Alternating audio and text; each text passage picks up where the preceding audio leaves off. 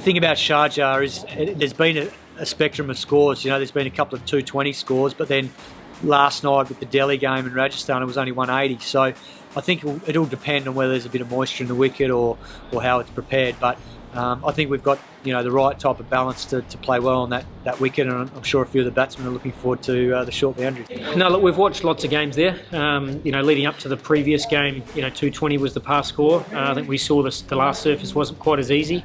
I think the challenge for any side going there for the first time is just adapting quickly, and that's with bat and ball. So obviously we've got plans from a bowling point of view around how we want to attack KKR. In a defensive capacity and an attacking one.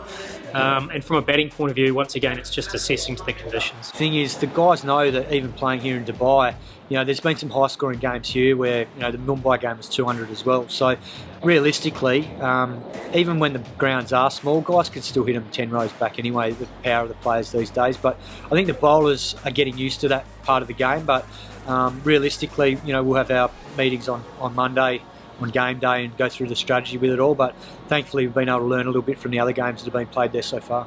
Our plans worked really well tonight. We kept it pretty simple. I don't think we'll steer too far away from that. I think Yorker's become really important at Sharjah.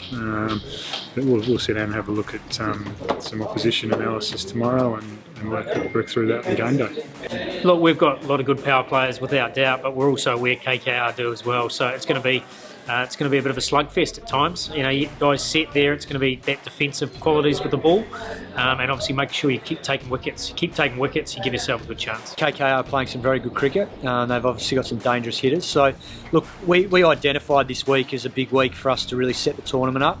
But realistically, we've just got to keep taking it one game at a time. And I know that's a cliche, but that's all you can do. You can't look too far ahead in this tournament because once you do, you start to run into trouble.